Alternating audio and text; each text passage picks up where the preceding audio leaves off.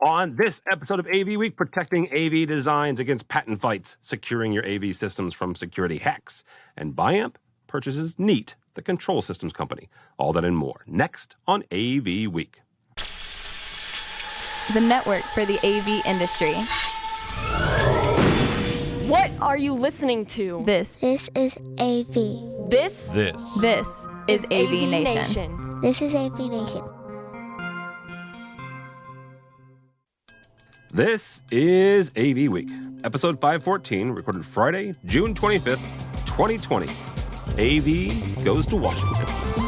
Support for AVNation is brought to you by Crestron and by Sennheiser. For over 75 years, Sennheiser has been a leader in pro audio and is now offering a wide variety of touchless and traditional audio solutions for both corporate and educational campus-wide audio. This is AV Week, your weekly wrap-up of audiovisual news and information. My name is Tim Albright. I am your host. With us to discuss the news and information we have gathered this week. First and foremost, Charmaine Torella, and I can't roll my R's. She's from Barracks. Welcome, ma'am. Thank you so much, Mr. Albright. Also with us, a young lady that I met, I guess about a month or so ago, but she comes to us by way of a week ago with AV3, but also Kierkegaard. Bren Walker, welcome, ma'am. Thank you very much, Tim. Nice to be here. And you did a fantastic job. And if you want to check out Bren's keynote, you can still watch it on demand. Go to the AV3event.com. You do have to register, but that's a small thing. And go watch her keynote, but also me and Megan introducing some smart people. From AVIXA, by way of Atlanta, Joey Lloyd. Welcome, ma'am. Hi there. Thanks for having me. And last but not least, my buddy from the other part of Canada. Bren's from British Columbia. Matt's basically from Detroit, but London, Ontario. So how are you, sir? I'm great. Thanks for having me. Absolutely. All right. First story comes to us from our friends over at SCN and AVNetwork.com. Biamp has announced the acquisition of Neets, an AV control system company from Denmark.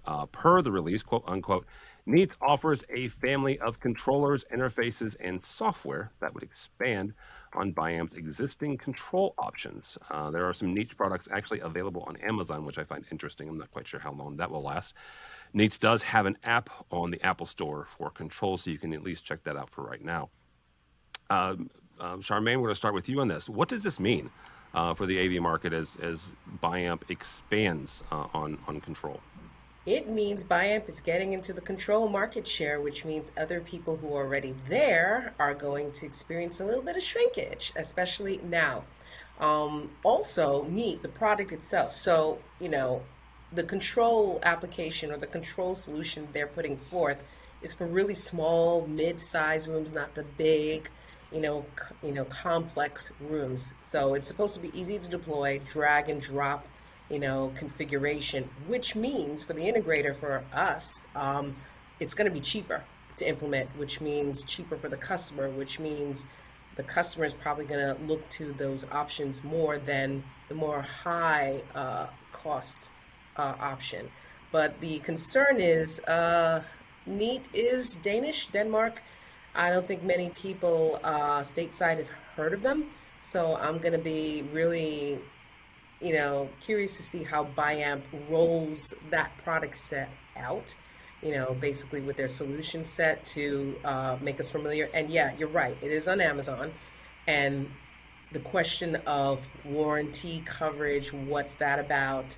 All those things are going to come into question because something like that, and I know on their website, 14-day guarantee money back. Now, in the commercial world, that's not going to really work. So to see how Biamp is going to roll that out, definitely interested to see that solution for now, post-pandemic, more small, more mid-market, mid-size rooms instead of large conference rooms. A lot more rooms like that are coming into play. Charmaine, are you finding that companies, and particularly those in the military sector, are looking for control outside of China for software and products that are not there just due to safety and security? So do you think that, even though you mentioned they're Danish, do you think that that will be something that people might latch onto? Depends on the industry. So not necessarily government, as you mentioned, Joey, but it depends on the industry. I don't think government is going to look at this particular solution because of where it's manufactured, right, where it came from. But I think that other industries might, small asset management, smaller hedge funds, maybe. But yeah, I don't think government will look at this quite yet. Again, it's going to depend on how Biamp rolls this out. The information, we need to know more. More needs to be told about Neets. All right. Matt, interesting piece here, and not for nothing, but Biamp has done a number of acquisitions with Rashid Scoff as the head. They are part of Highland Partners.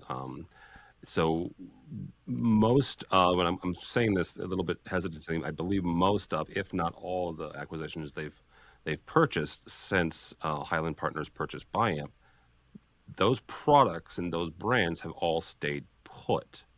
Meaning when they purchased community speakers, when they purchased the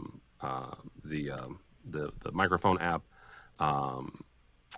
What's it? Crowd mics. Good Lord, the name just went out of my head.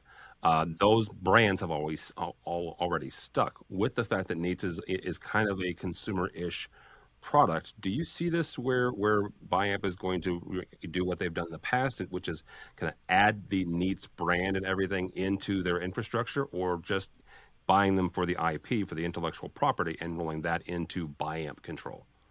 I don't know. I would argue that unless Neets holds a much larger level of name recognition to the ISC crowd, the European crowd, that there's no real benefit in keeping it as a standalone nameplate. Whereas with community or crowdsource, crowd mics, those companies have an established name that means something to people. If you take community speakers and just rebrand them as Biamp speakers, then you have to almost tell the story of, well, it's a community speaker, but it's got the Biamp logo, and you go down that rabbit trail. With Neets, as I said, unless they have a massive name recognition in the U.S. in Europe, there's no real negative to rolling that into their primary brand and their primary branding. The one pushback might be, or maybe the added benefit might be, because they may have some awareness on Amazon. A very easy way to eliminate that awareness and disconnect from that is to rebrand it.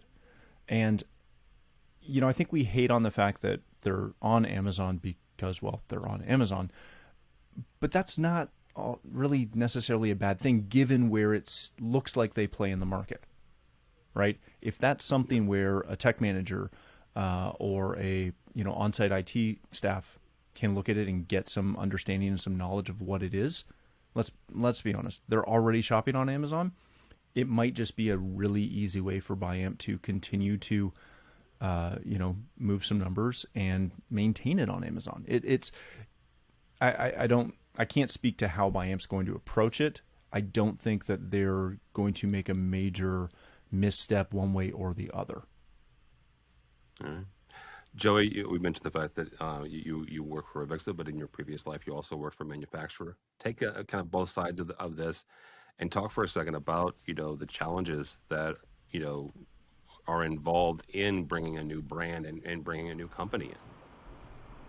Well, I think from the manufacturer side, anytime you're looking at partnering, buying, bringing that new product in, there's all the questions of how does it work. You spend a lot of time on the business side and the financials, but when you actually get down into the nitty gritty of how it works, there always seems to become engineering questions and whatnot.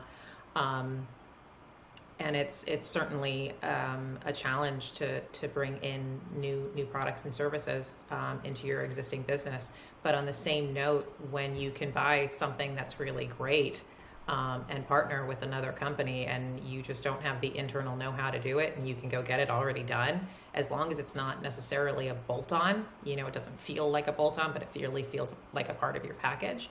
I think that's a smart way to go. And I think, Charmaine, you certainly said it well in talking about how this will affect the business and those in the player space that are going to feel the ramifications of it. So, we're watching acquisitions, all over the marketplace, and I think it will continue to pick up momentum as we roll into the next few years to see how the market is coming together.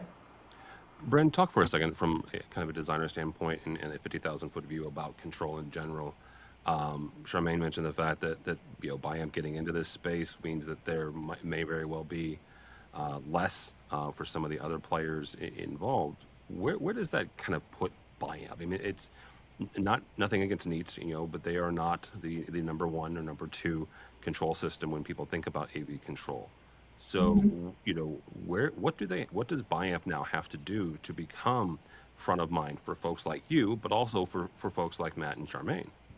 Well, I think part of it depends on really what was underneath this acquisition. There's product, obviously, but the word that I keyed in on when I read about it was the software. And are they getting, some rock star software developer talent? Because that doesn't necessarily exist at other manufacturers, which I think is the long-term play.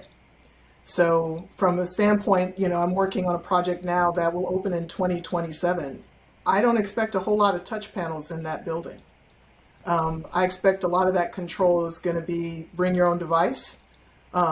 Certainly that's where things should be moving, one would think, and we'd be seeing more, like as with everything else, more software-based than hardware-based. So I like it. Because I think the more choice there is for controls, obviously for us the better it is in terms of, for those of us who want to do design, we do real design and try to push things. So I'm all keyed in on the software aspect of it. I thought this morning, in fact, about a box that I have full of all these old Palm Pilots and handheld devices, and how none of that tech matters anymore, and how touch panel tech is going to go away. It's obvious. We're voice activating at home. We've got a touch screen in our pocket. After a while, you'll only need that hardware in applications where you can't do it another way. Yeah, absolutely. And Bren had me at Palm Pilot because that was, again, old school technology. Absolutely. All right. Next story actually comes to us from our friends over at Sound and Communications. A federal jury has sided with Epson in a patent infringement lawsuit. In 2018, Ultravision alleged 9 Epson LED products infringed on Ultravision's patents. Epson wasn't the only manufacturer Ultravision went after. Actually, the Dallas-based company separately sued 37 companies, including Barco, Elation Lighting, Layard, Panasonic, Samsung, and Nanolumens, among others. The jury found in the Epson case that none of the 9 accused product lines infringed on any of the asserted patent claims. The jury also said that the patent claims were invalid. Ultravision has won some of their patent cases since 2018, including one against optoelectronics. Cases against Barco and Samsung were dismissed. Mr. Scott, understanding that you are Canadian, some of these things don't necessarily impact you, but some of them do. What should we look at when adjusting how we litigate some of these patents? And the reason I'm asking this question is we've had conversations about Shure and Clear One for what seems like forever. This case here, these are being settled by and decided on by not just lay people, right, but by people who study the law. In this case, it was a jury of peers. Well, I can almost guarantee you that there's a good percentage of the people in that jury that weren't AV professionals, that weren't, design or video wall professionals. How do we look at adjusting how we look at these? Well, and the capital side of me loves litigation over IP. It's fantastic. And full disclosure, I come from a house of lawyers, so I'm all about it. Like literally, all of them. Literally. Yep. Oh, boy. I'm the non-lawyer. Oh boy is right, Brent. Yep. So, from a litigation standpoint, I have no problem with it. Where that stops is I cannot stand patent trolls. And that is a big part of this conversation. Clearly. And we've followed this with multiple vendors and multiple manufacturers over, gosh, however long I've known you, Tim. And when it's a valid approach of, hey, you are using our IP and you are not paying us a license to do so, then sure, go to court, win your case, and get paid. What this smells of is we've patented a bunch of stuff and you seem to be pretty close. So we're going to come after you and we're going to throw anything we can find, because it doesn't cost a lot to have your lawyers who are on retainer write some documents, submit them to the court, and go to town. What Absen did, which was genius, was they essentially put together a consortium of 9 other manufacturers, if I am remembering that correctly, to fight this. And they hired a fairly large legal firm to defend this and go to town on it. That's what needs to happen, because at some point, these patent trolls will learn that this just isn't profitable. The downside is every time they win, it's another validation that they can do that. For the industry, this is terrible, because it ties up, respectfully, an industry that is not usually a behemoth. We don't, like, Absen doesn't need to spend money on lawyers to defeat a patent troll. And there's other manufacturers that I won't comment on, who also don't need to be spending money fighting every single little patent troll thing of where I can put something on a ceiling. Yeah. You start off by saying that, with Matt being in Canada, look, we need global intellectual property reform, period. Mm-hmm. Amen. Sister, say that again. Say that again? Say that again for the folks in the back. We need global intellectual property reform. We've gotten away from why intellectual property exists. It's not so that you can keep collecting on it forever. It is so that it's a means for actually publishing an innovation so that other people too will eventually expand on that innovation. So it's not about how many patents have I either filed myself or acquired, right, in order to just try to defend patents to make money.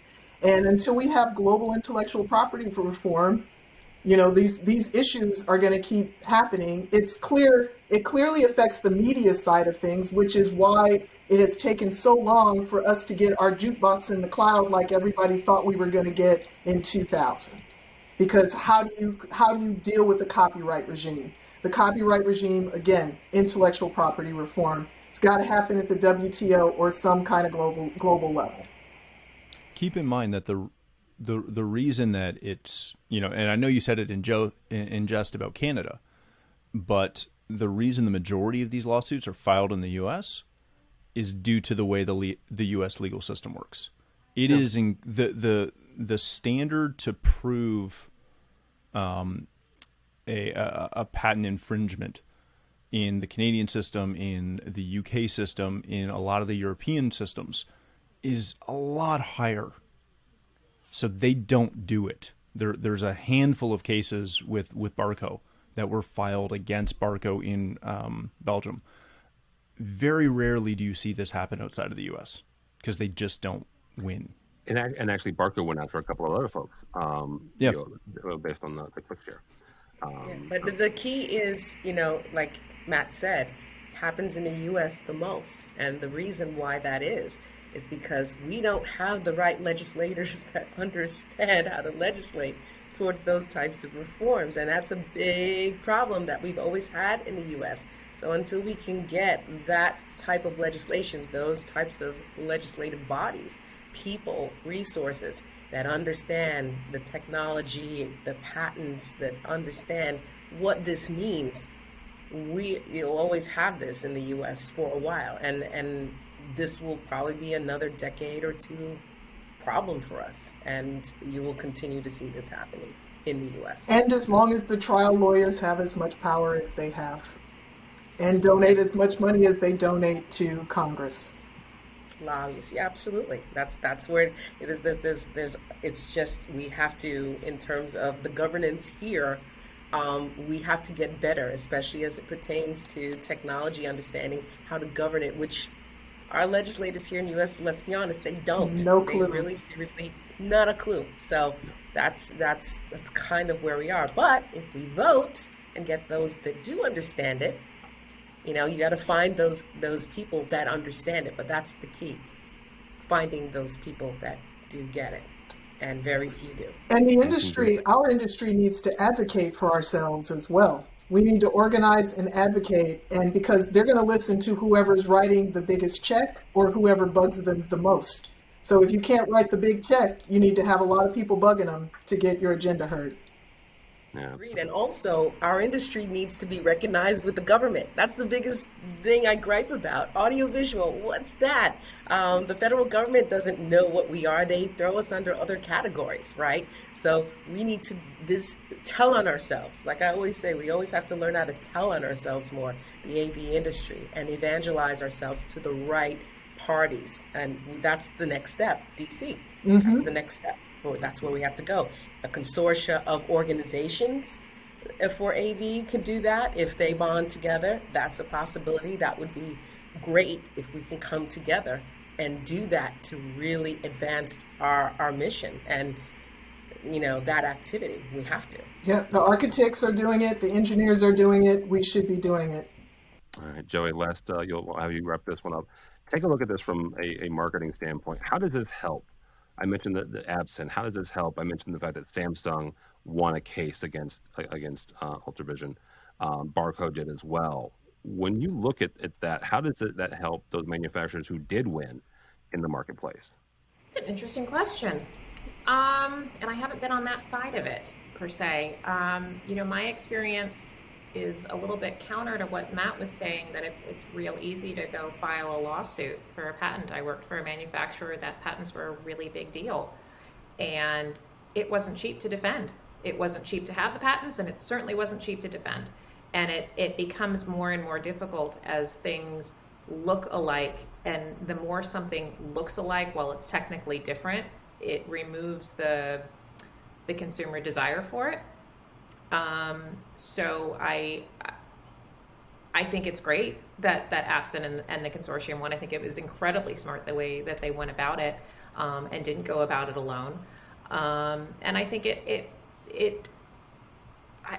I wish I had a better answer for you, Tim, about the marketing for it and what's good or bad about it. I mean, I think it's you kind of take the licking and you keep on ticking, and thank goodness this just gets to go in the rearview mirror of, we're still here, we're still doing great things, our products are outstanding, and we just keep going. Yeah, and I think that there's, that difference between the manufacturer defending their patents who are also spending money on other parts of their business, and patent trolls who are just spending money trying to make money off their patents. Yeah, I'd argue that any of the companies that are, again, having to defend their patents, or defend their products, they don't even want us talking about this. They want this to go away, because all it does is every time you mention a patent lawsuit, it just gets other people going, I wonder if they're close to one of ours. Because there's a lot of people out there who think like that. Again, lawyers. So because you're being sued by, brand Y, like let's say that brand Y sues, I don't know, Samsung for a phone. Right. Well, are you as good as Samsung? Are you close enough to Samsung to even be suing them? Is that kind of what you're getting at, Matt? No, I'm getting at that there are companies out there who have never thought that, again, just to use this as an example, that something in an absent panel is similar to something that they have.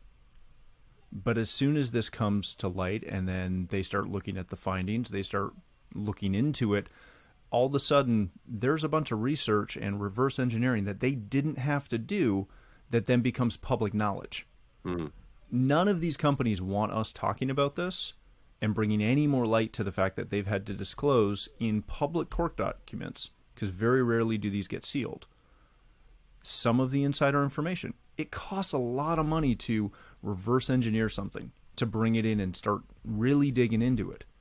They're having to do that work for you and literally making it public in a discovery. Nobody wants us talking about this unless I can bill it for time. Well, you can't and I can't. So we'll move on to our final story. Final story comes to us from Tech Decisions, mytechdecisions.com. A new report from a company called Zscaler.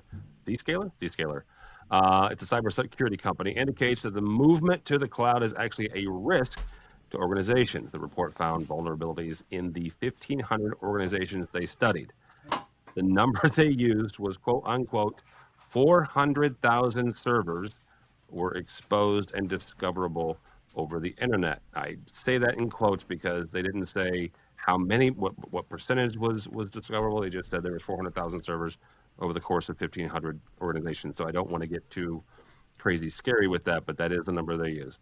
The company also found exposures with public cloud infrastructures such as AWS, Azure, and Google. Brent, we'll start with you on this. You talked about the future of Pro AV and talked about some of these things. How do we get integrators? How do we get tech managers and IT managers to understand the seriousness of AV security? Whether that's remote monitoring and management, whether that's leveraging soft codecs and more that we are, or even just our employees, working remotely and leveraging the cloud more? I think it starts with getting leadership to understand the cost, because it's the potential risk, right? Because we're bottom line motivated in North America, let's face it. And we know that, this just exposes something that was already a huge problem and already not being addressed. Adding additional points of exposure because people are working from home, it's not a surprise that would be the case, right? But I think that the AV IT staff actually have to use numbers available to them to show their leadership why there needs to be a specific initiative to address it. An initiative that is funded and that's supported at the top. It's the only way you're going to achieve any kind of change, really. You've got to have support at the top, and you've got to fund it, just like any other. If you're trying to do a DEI, diversity, equity, inclusion, you got to have leadership at the top, and you got to fund it. So it's the best way. Pay attention, to get people to pay attention to it, and to try to make it happen before you have an event. Now you can talk about other events, which I think is a great way to help people understand the magnitude of exposure. If you basically say, these are the events that are happening, this is the loss that's happened so far from these types of events just in the last 3 months, 6 months, 12 months. I want to think that money will motivate. It's the best way, in my view. But yeah, absolutely. Well, Charmaine, how do tech managers safeguard their systems, right? When we're talking about stuff like that, a lot of folks are moving to remote monitoring. Or they're also moving to these hybrid systems, and those hybrid systems are inherently leveraging more and more cloud devices and more cloud services. So how do they make sure that their systems and their infrastructure is safe? Investment in cybersecurity. This has been a thing, and this is what's frustrating for me. I come from the IT side. Mm-hmm. About 15 years ago, a lot of the cybersecurity companies approached a lot of enterprises, discussing the need for cybersecurity and the implications 15 years ago, right? 15 years ago. And I've been in the AV industry for 10. So Microsoft was having a lot of these, conversations with cybersecurity. They started working on it, but a lot of enterprises oh, what's the cost? What's the money? Oh, no, I'll tune it out. No, never mind. Fast forward to today. Right now, most of those systems are vulnerable, and a lot of enterprises are behind. And they don't have a plan or a strategy in terms of their cybersecurity, thinking, oh, it's okay. we have a government that's going to protect or has something in play, and we don't. And today's session should be AV goes to Washington D.C. or Mr. Albright goes to Washington D.C. because that's what No, we don't need Albright. AV is fine. AV go or AVNation. AV goes to Washington D.C. like Mr. Smith goes to Washington D.C. because that's what needs to happen. We need the government, the legislation here in the United States especially, they don't have anything to protect us efficiently, enterprise, or anything from attacks. Right now, Russia has had a few years of playing around to see where they can go, and longer than that, actually. There's a lot of other hacks that foreign entities have hacked into our system before 6 or 4 years ago. They've been playing around and testing systems all throughout for the last 2 decades or so. You have to make that investment. There is no ifs, ands, or buts. AV and IT both have to come together. All the tech sectors, not just AV and IT, telecom as well. The most vulnerable is the telecom. I came from telco. We had to start, and what's funny is telco's always been vulnerable. They still haven't implemented all the protocols they need to secure their systems. They still are working on older servers and things that are not up to par. We as a tech sector, technology, have to come together. And this has to be the forefront of our efforts for all of our organizations and enterprises. And businesses have to make this investment, have to come up with a strategic plan, a good strategic partner to implement these securities, because it's until our legislative branch figures out how to deal with it, a lot of things could happen between now and then. And that's the danger that faces us. So we can't wait for someone else to think of the idea. We have to start working together to figure it out. And I think it's more frequent than people think, because they hear about the big stories and they think that big story, the pipeline story, the food supply story, like they think that's not going to happen to them, that it's happening at these big levels. It's happening at all kinds of levels. Ransomware is happening at all kinds of levels. And if you just look at those big stories and think, oh, that's not our world, our risk is low, you're wrong. If you have any data exposed in the cloud, you have exposure, period. Now, I will say this, we have a private market. That private market increases the vulnerability, as we saw with the East Coast and the gas supply in the United States, because that was a private company. And that private company didn't have some things in place that maybe a government entity might have had. But if the private company is Amazon, though, right? Like, you got to think AWS, they have so much risk for themselves if there are issues with AWS that they have to invest in the security of it. So in that case, that big behemoth might actually be functioning better than the government would function at doing it because of what they know and because of their resource base. Yeah, absolutely. Joey, what does this mean? You work for AVIXA. You're in Atlanta. Technically, AVIXA is in Virginia. Lots of remote workers for AVIXA, lots of cloud services as well. What do you think this will do to kind of that whole push for not just remote workers, but, this hybrid and this move to the cloud? I think it just proves the point for smarter, stronger IT departments. I think, Charmaine, you talked a lot about, the IT AV world and how they come together and work together, and I think this is a pretty constant conversation in our world, is AV IT, and I think that's a whole different discussion in and of itself. But for me, those are the table stakes. You better darn well know how to secure things if you're working in AV. But I think what we're seeing is, if you stretch out this story and you start to look at it, this is AV and IT not playing well together in the sandbox, because if they were talking at the same time, doing things together, perhaps some of these security issues wouldn't be happening. And so that's where it's not just the big funny hashtag AV is IT, but it's really, how do they play well together, and how do we keep ourselves from these types of issues? I think the last time I was on your show, Tim, we talked about a casino who got hacked through their fish tank. That casino happens to be in Vegas. Actually, a friend of mine is going to stay at that casino next week. She doesn't have any fish. So, Well, that's Mr. Scott, you'll have the last word on this. Matt not only works in homes, but also does a lot in the business sector as well, working with networks and the AV side. How serious are folks taking this on the ground in the IT departments, in the AV departments, when it comes to making sure that their systems are secure? They're not. Well, there you go. Cybersecurity is a whole other animal, well beyond the grasp of your average IT manager. When we start talking security, even when we're coming in from an AV side or even as the IT partner side, we start talking cybersecurity, we start talking about threat matrices.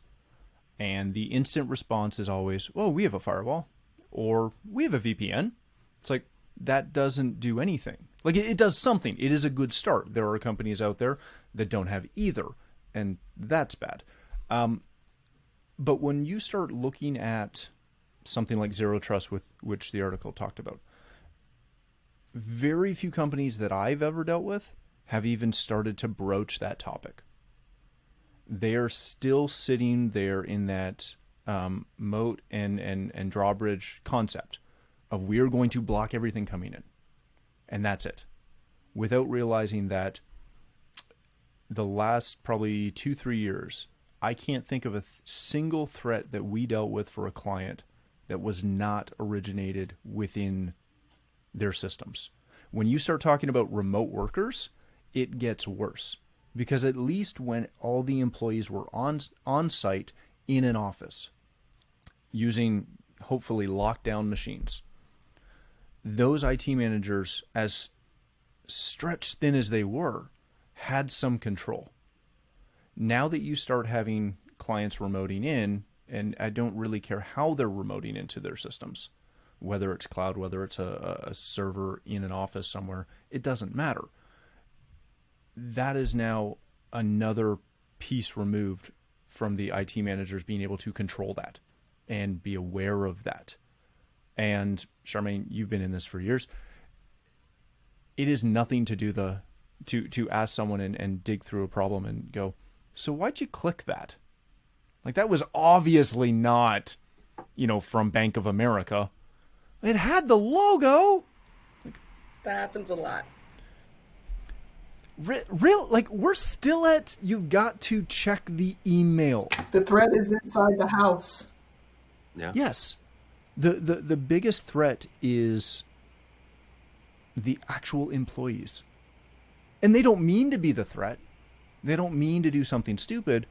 But, gosh, if you were to put a USB drive on a lobby shelf or in a bathroom or on a water cooler in most offices across North America, I can guarantee you it would not sit there for more than 8 hours before someone picked it up and goes, it's an 8 gigger. I bet it's got something good. Click.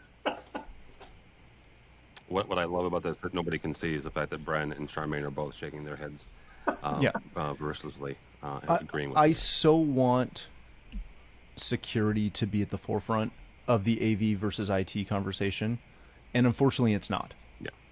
What we need to get to, what manufacturers need to get to, is an understanding that the majority of your systems don't need to go anywhere. When you put in a conference room system, it doesn't need to access the server. Stop trying to get it permissions to do that. It literally needs to let you connect to something and connect to Zoom and go out. That's it. You don't need the server. You don't need the cloud servers. You don't need to be able to get into, the CEO's office. You don't need 14 printers. Stop. Like, limited access is key. I'd love to see it someday. All right. That'll be a good place to stop. Thank you all so much. Charmaine Torella from Barracks. Thank you, ma'am. Thank you, sir. How do people connect with you? People, you can connect with me by Googling my name. I'm just kidding. By looking me up on LinkedIn, Charmaine Torella. I'll roll the R this time. Thank you. I appreciate it. And I am also on Twitter. All right. Joey Lloyd, thank you, ma'am. Thanks for joining. Thank you for having me. How do people connect with you or Avixa? You can find me on the Twitters at Joe Lloyd, and you can find Avixa at Avixa, and you can always email me, jlloyd@avixa.org. Mr. Matt D. Scott, thank you, sir. How do people connect with you? You can usually find me on Twitter at Matt D. Scott and pretty much every other social platform. You can find me here at AVNation. You can find me at OmegaAudioVideo.com. All right, very good. Bren, very nice to have you on this program. I appreciate it. How do people connect with you if they'd like to? Thanks for having me. You can find me on LinkedIn, Brenda J. Walker, or just go to brendajwalker.com, or email me, bwalker@kierkegaard.com. Very good. Thank you all so much. For me, for Tim Albright, don't follow me on the Twitters, but go by the website if you would, please, avnation.tv. That's avnation.tv. You'll find this program and a host of others, including one where you get to see Matt on a weekly basis, talking about the residential side of the AV industry. And if I looked at the calendar correctly, he actually has a really good show coming up next week. So he'll record that on Monday. It'll post on Wednesday. So also while you're there, check out our sponsors, these folks who help us bring you AVWeek and ResiWeek and all the others, and coverage of CEDIA Expo starting the 1st of September. So we are about 2-ish months away from that. And then Infocom, which registration for that is already open. So we'll get to see Joey in person, Charmaine, and hopefully, as long as Justin lets you guys out of the country, Brennan, Matt, we'll get to see Brennan and Matt. So all that and more at avnation.tv. It's avnation.tv. Thanks so much for listening. Thank you so much for watching. That's all the time we have for AV Week.